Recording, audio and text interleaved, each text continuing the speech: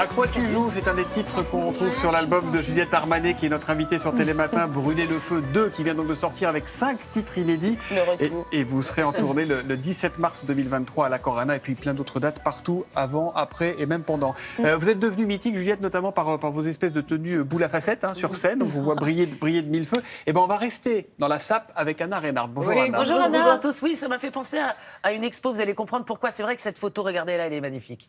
Elle est magnifique et elle représente vraiment beau, hein. ce qu'a représenté, je trouve, pour beaucoup d'entre nous, votre album. C'est-à-dire que c'était le retour de la fête, retour de la vie, le disco à fond. Ça nous a fait un bien fou, cet album, vraiment.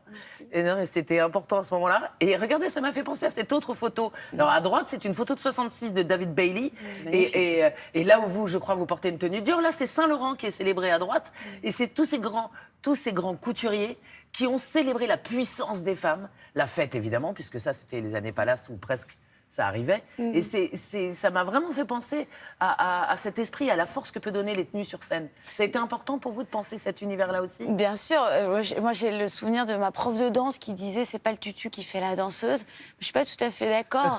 Je pense que parfois, c'est le tutu qui fait la danseuse. J'ai eu beaucoup de chance que la Maison Dior m'habille pour mes tenues de scène. Et vraiment, le fait d'avoir trouvé cette tenue à facettes. En plus, on a trouvé toute une scénographie avec mon ingénieur lumière qui projette des rayons de lumière sur la tenue. Et du coup, la tenue devient une boule à facettes lumineuse totalement. Donc, je vois les gens au premier rang qui sont un peu éblouis comme ça. Et oui, et ça donne du corps aux chansons, ça donne envie de se plonger comme un personnage dans les chansons. Et du coup, c'est presque théâtral et ça me ressemble bien.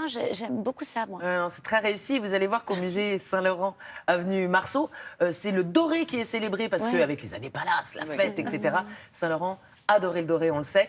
On va voir, on commence par rentrer dans son bureau, si vous voulez bien. C'est un peu touchant.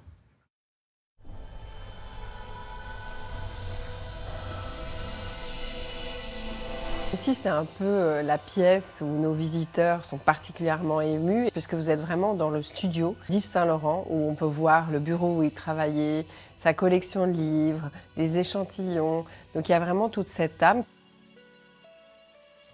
Gold, c'est une idée qui est née lorsque je visitais les réserves du musée Yves Saint-Laurent Marrakech, où je voyais de l'or partout. C'était particulièrement inspirant et d'un point de vue esthétique et d'un point de vue forcément symbolique. Finalement, la partie peut-être la plus solaire, la plus généreuse aussi d'Yves Saint-Laurent.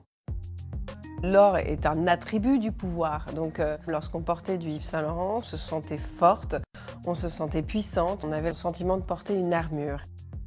Yves Saint-Laurent transférait le pouvoir qui était normalement attribué aux hommes, par exemple au roi, mais aussi au clergé ou aux toréadors. Enfin, il pouvait en fait transférer ce vestiaire aux femmes et leur donner ce pouvoir qui leur était malheureusement peu attribué.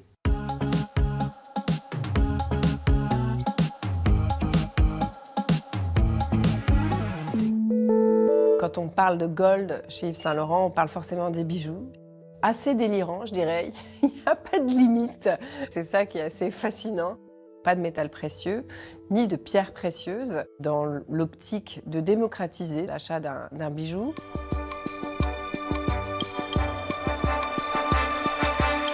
Ambiance surréaliste. Elle est de circonstance ce soir au Palace, un des fleurons de la nuit parisienne, dont la règle d'or est de cultiver un certain sens du délire. Le Palace ouvre en 1978, les années les plus festives d'Yves Saint-Laurent. Quand on voit à quel point ils se sont amusés pendant les années Palace, il y avait effectivement beaucoup de thèmes en fait, de bal. C'était forcément des thèmes présents dans la fête à cette époque. La mode, avec ses folies, cette mode-là passe, tandis que le style demeure. Anna, on a envie d'y aller. Mais allez-y, foncez. Comment on fait ? C'est au musée Saint-Laurent, donc qui est avenue Marceau. C'était la maison de Paris. couture, qu'il avait fondée dans les années 60. Et c'est très touchant d'être là. Il avait dit à sa maman quand il était petit, un jour, j'aurai mon nom en doré tout près des Champs-Élysées. Ben voilà. Il a réalisé C'est son fait. rêve et donc c'est très touchant d'y aller. Et c'est, oui, vous le disiez, c'est le glamour, bien c'est sûr. tout ça. Hein. Moi, j'ai une question. C'est lourd, cette robe à facettes là, que vous portez La sur scène? tenue, ouais, c'est lourd. Tous les miroirs sont cousus un par un à la main. Et il y a un côté un peu presque armure de chevalier.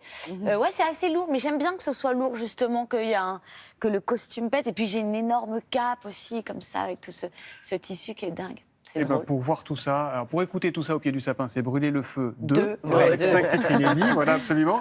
Et puis pour voir tout ça, c'est en tournée, Juliette Armanet, ça continue partout. Ça sera le 17 mars 2023 à l'Accor Arena. Merci à vous d'être venu Merci et d'avoir beaucoup, accueilli aussi Juliette votre Armanet. fan historique grand le fan. plus fidèle, c'est Nelson. Voilà, qui Tu viendra vous viendras voir. la voir sur scène Tu iras ou pas au concert?